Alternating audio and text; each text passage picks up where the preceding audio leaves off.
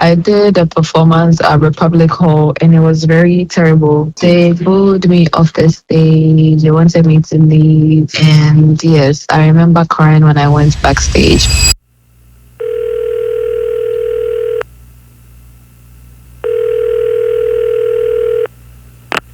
There is something about a phone call. No cameras, no studio, just two people. A connection and whatever truth sits between them.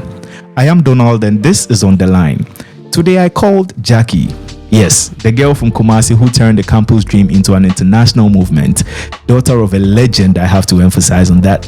But building her own name, one honest lyric at a time. I have been a fan since 2019. A song called Never Like This found me when I was going through the mill. And it hit me so different, we'll talk about it. So I had to tell her that story. Let's see where this call takes us.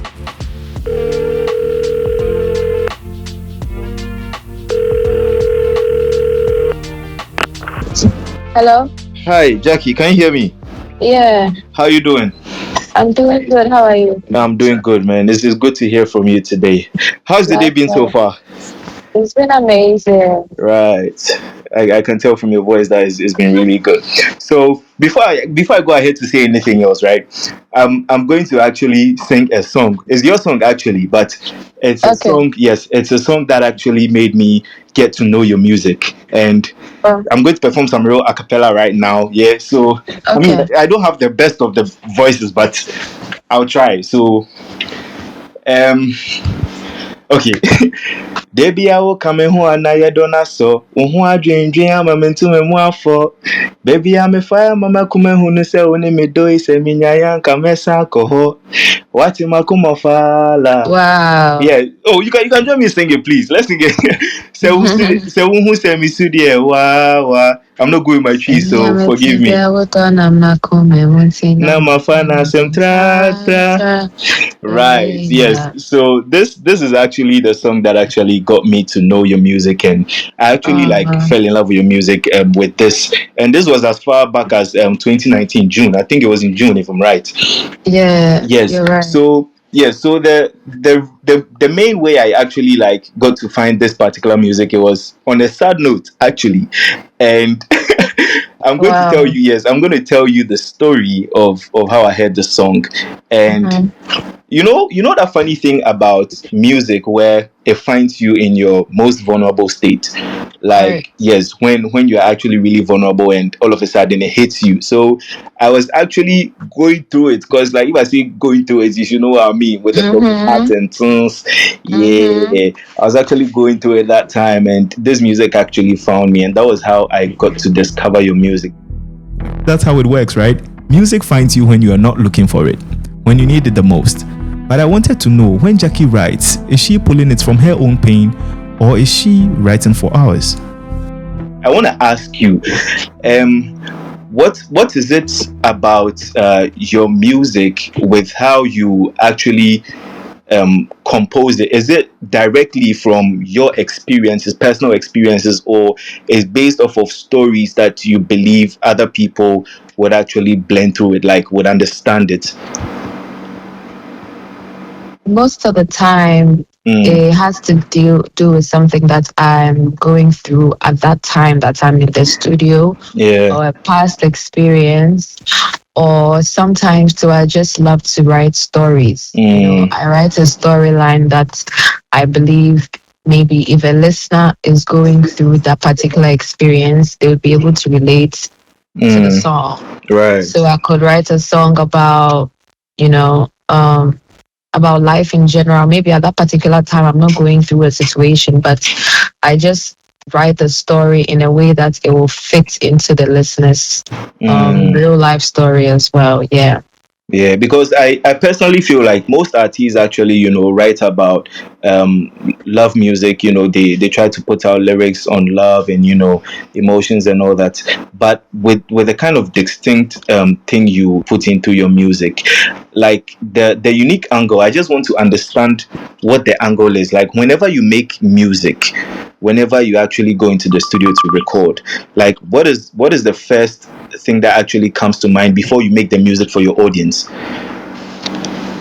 The first thing that comes into my mind before I record music, Can you tweak the question again so Okay, I can give you the perfect answer? let's say you have a song written down, right? And you believe the song is actually going to your fans. You know how your fans Mm-hmm. move and how they love your music and everything. What is that one thing that comes into mind in terms of the pitch, in terms of the style, the tone and everything to like get the music together and put it out there for your fans? Right. Most of the time, I'm able to write music really Mm, well when I fall in love with the beats. okay. So I'm able to pick a lot of influences from the production. Mm. And when I keep listening to the beats over and over again, that is where I'm able to know what I want to talk about, how I want it to go. And sometimes I even involve myself in the production as well. So there we have it. She actually writes from experience, but she also writes with intention, crafting stories that can hold somebody else's truth. That made me curious. With all that honesty in her pen, has she ever written something too personal to release?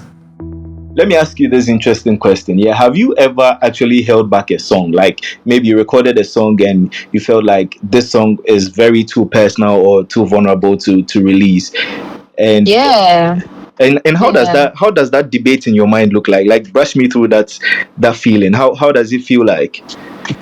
Well, I have a couple of songs that is extremely intimate. Okay. It's like for bedroom activities. Those tracks have not Right. come out yet. I feel like I need to tap into a very, very bold realm for those Yeah. tracks to come out. So those are some records that after I finished making, I was like, let me hold on to this for a while because Right.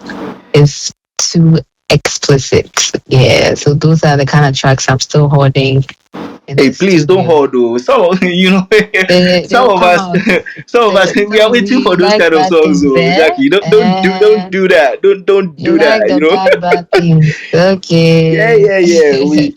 We're waiting for the songs. You know. But Hmm. okay, let's play some fun, interesting game. Like, can you actually sing like two lines out of a particular song like that, so we get to know how Nope.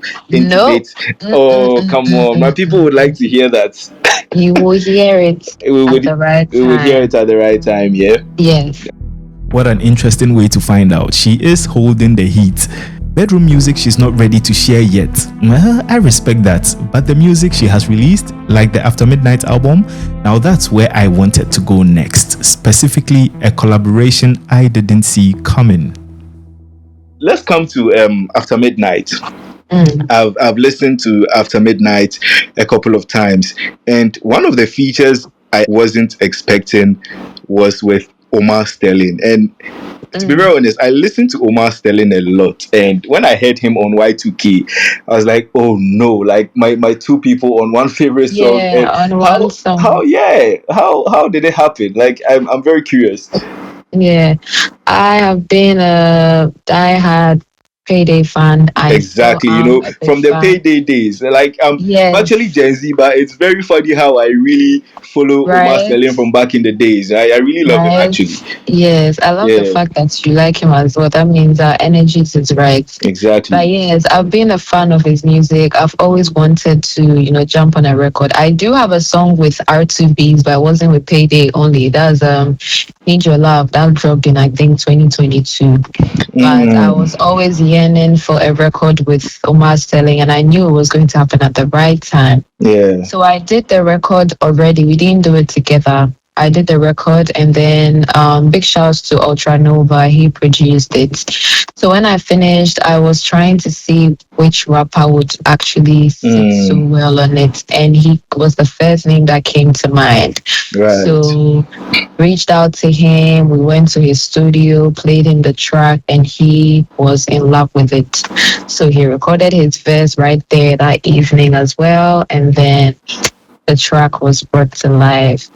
Wow, that's very interesting. And there's one thing I actually noticed with that particular record is the fact that you sampled your father's song, Yes. music legend Nana Echampon, and how did that hit you, like after you were done with the song? Because I want to find out the reason why you actually sampled that particular song from your father. What was the Mm, inspiration behind that? okay. So now the name of the song is Y2K Love, which is year 2000s, which is Yes. old school, which is vintage, which is nostalgia. Oh. Now, the sample coming in was me trying to sprinkle some creativity. Okay, the song is done, but what can we also add or take out to make people really feel that nostalgia? Mm, I wanted to make that track really feel old school. So right. using It one of actually my really dad's, felt old school, and the mix was yes, actually crazy. Big ups to the person who worked yes, on that. I really like it yes. so much. Yes, absolutely. So, sampling my dad's song on it just made so much sense because I Mm, mean, we don't have a separate record on the album, so it was only right. So I called my dad, and then I did the necessary things that had to be done to sample it yeah, yeah. better. The music and memory and all that. We had to go Yes, through it. yes, and then we were able to have a sample done, and it sounded so perfect. So yes, Y2K of that album, I must admit, is one song I truly love. And sampling her father's music, collaborating with her favorite rapper, that's legacy meeting ambition. But there was another feature of the album that even caught her off guard. Let's find out. Looking at the album After Midnight, were there any collaborations in there that actually surprised you, even until now, how they turned out? That will be Party Galore with Koji Radical. When I Mm, sent him the yeah. song and he sent his verse, I was asking myself, like, why would you do this to me on the song? Why? Is You it want is it in terms of the delivery, in terms of the Yes, like flow? he killed his verse so much. His verse is like a whole different song on its own. Oh yeah, that guy. His That guy verse is is is like treacherous.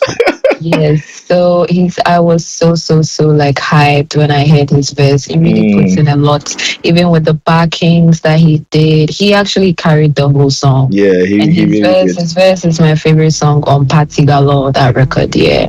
She is collaborating with the best, but Gyakie didn't get her by accident. She came up with an industry that doesn't always make space for women. I wanted to know what that journey has really been like, so I went ahead to ask her. There's this notion about women in music right here in Ghana, and Mm. I want to understand from your perspective as a female artist right here in Ghana, how Mm. has the journey been for you so far? I've had an interesting one. Mm, I've had a very interesting journey from being on campus and doing music and school, yeah. and also having to move around a lot because I live in Kumasi. Mm, So I always had to be going on to the other regions, to promote my music and all of that.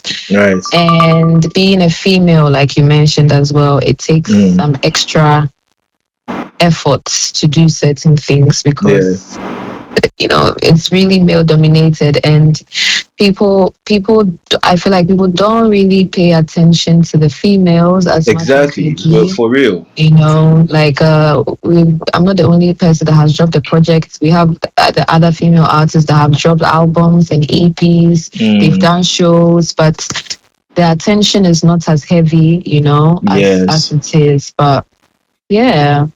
That's actually true. Now back to you mentioned you schooled at KNUST, and during your entire journey at Tech, did you actually have difficulty in performances on campus? Because as a student of Legon back then, like it was actually quite difficult for students to put out their stuff there. Like as female artists, I wasn't really seeing female artists actually hit the stage and all that. But how was that journey for you back in Tech? Like, were you having that kind of environment where people were receptive to your music coming up as an artist? When I dropped my first song, Love is Pretty, Mm. I did a performance at Republic Hall and it was very terrible. Why was it Yes. terrible? Talk to me. They booed me off the stage. They wanted me to leave. Oh. And yes, I remember crying when I went backstage. But the reception on the grounds, in terms of online, when the song dropped, my classmates, some of the people I knew on campus. The reception was very, very amazing. But I remember very well public hall week when I went to perform, and I was pulled off the stage by so many people in that crowd. Wow. Now that crowd, we actually have to look for each and every one of them, put them in the front row when you're Yes. performing, because Yes. they have to understand now what we're going through right now, what we are doing on stage and everything. They need to understand. Absolutely. Yeah, they really need to Absolutely. understand. But I'm so sorry about that. But I mean, that actually helped you in That's shaping your life. craft to be a better Yes. musician. Now that we appreciate you so much, and Yes. That is so life. yeah. So have you ever like experienced any moments as a female artist that like aside school, right? Because you've actually spoken about that. So right now, main stage, Gyakie is everywhere. Everybody's loving your music and everything. Have you ever like felt uncomfortable in a way that you had to navigate differently because you are a woman and you are just trying to put your voice out there through your music? Can you be specific with any moments aside like what you actually experienced through school? As in, if I've had an awkward Yes, an experience as awkward a female experience. artist, Yes. no, not really. Yeah, I don't think I've had that. The kind of things that people do talk about. I've not experienced it yet. I wouldn't wish that on anybody. But it's just maybe the only difference would be I just feel like females also need to get the same type of energy that is given to male artists as well, because the girls are also working very hard. The girls work really, really hard. Yeah. So I think that's the only thing when it comes to being a female artist. Yes, I must admit, the ladies out here making good music work really, really hard. But to be pulled off stage, cried backstage, and still kept going, that's the part people don't see. The moments before the spotlight finds you. So I ask her, for the women coming up now, what's the real advice she has for them? So speaking about the girls working hard, right? There are a lot of upcoming female musicians and all that. You being Gyakie now, what advice would you actually give to female artists? Coming up here in Ghana. Advice I'll give to female artists: don't settle for less. Right. Yes. And don't be sleeping with people you work with. Don't be doing that because hit that again. But hope you, don't be mommy. sleeping with people you are working with, whether your Yes. producer, your whatever, your manager, your team, your creative director, anybody that you have a working relationship with. Yes. Okay. So if your manager is your husband and is a working relationship, that one day. I mean, that one is a different situation. Yeah, it's a different situation. The ones where you as a female, you feel like you want to do that in exchange of getting a slot on stage, or in exchange of getting a song produced for you for free, or in exchange of being invited to a certain event. If that is your mentality, it is not. You are going to have trouble in the future. So exactly, you need to really don't settle for less. And if you have the talent, there's a reason you have it. You just have to keep doing it. I know sometimes it sounds annoying to say keep doing it, but really and truly, the only thing is to just keep doing it. Yeah. And not settle for less. Don't settle for anything less. Yeah.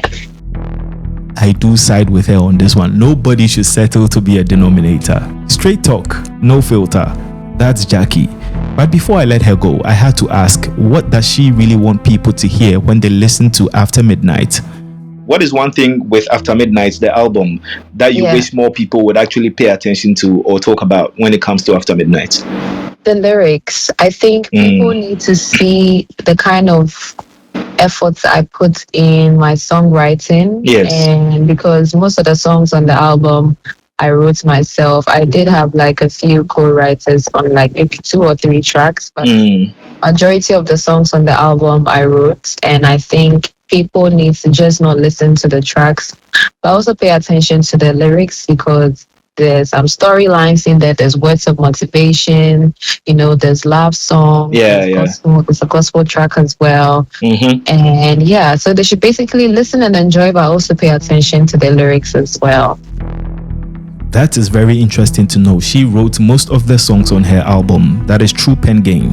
The lyrics, that's what she wants you to catch. We wrapped up with some fun stuff. what's she listening to right now, and what's coming next. Here's what she had to say. Let me ask you a fun thing. What are you listening to right now aside your very own music you make? Are there any, artists in Ghana here, both, underground and, up there? Who are you In listening Ghana to? here, Yeah. currently, I'm actually going to my music app right now as we're talking, so that I Mm-hmm. can give you like real time. Um, in Ghana, I'm actually loving. I don't know if you know this lady called. Oh, what's her name? Oh, please give me a second. Hold on. Sure. A second. All A right. second. A second. I got you. I have all the time for you. I'm waiting. Oh, how could I forget your name, girl? Anyways, Mm-hmm. I'm not remembering her name, and I'm trying to check the list, but I don't know where her name has gone to. But Yeah, that's fine. Can you I've perform any been, of her lyrics if you remember any? I think I'm under pressure right now, so my mind is blank. Oh, But relax for me, relax for me. yes, yes. So Yeah, there's a lot of good new artists that have come out. yeah. Jeez, I need to find her name. Yes, she's called Ria Boss. Oh, okay. I'll Ria look her up. Boss, please, you need to. Ria Boss, you would love Ria Boss if you love like Sade. Oh yeah, I listen to Um, Sade too. yes, if you love Adele, Yeah. she is a very very soulful R&B, and her live performances are very very Wait, solid. can you help me with the spelling of her name? Let me try and look her up. Yeah, RIA RIA BOSS BO. Boss. Okay, yeah. Ria Yeah, Boss. Ria Yeah, yeah. Boss. Yeah, listen to her song called Oh, she's from Somali. Paris. Her song called Somali Boy. Okay. I will check Yes, it out. I mean, yes. we have kind of a similar taste in music, so I know you're Mm-hmm. putting me on game. Yes. Yeah, I'll check it out So and see. she is really good. Recently too, I chanced on one guy that I loved his music as well. Mm-hmm.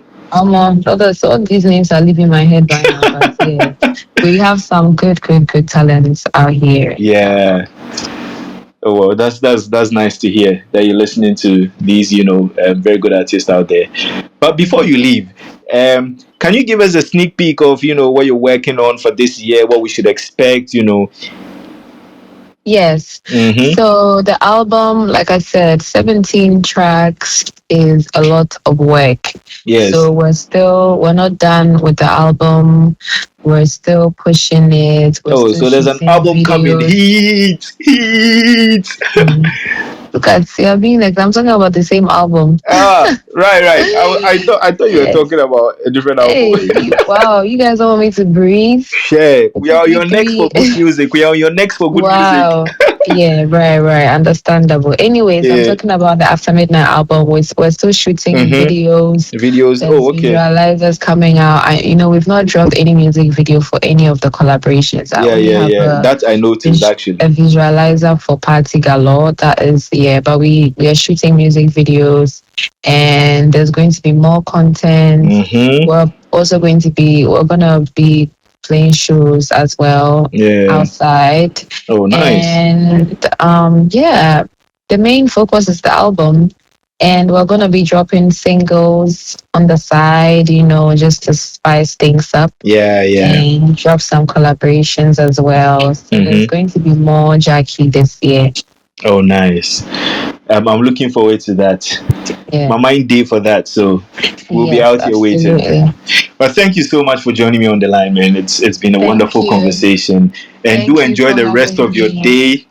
And Likewise, you yeah, always too. remember that we're here. We love your stuff you do, and Charlie, keep pushing. Thank you. You're Thank you welcome, so man. much. All right. Bye. Bye.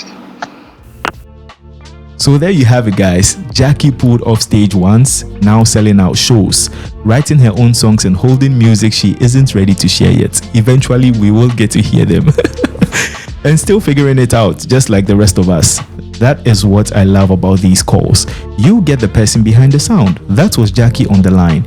If this conversation meant something to you, share it with someone who needs to hear it. Subscribe whenever you listen, follow the show, and I will catch you on the next one. I don't ever slow up, no I don't take shit, I got no love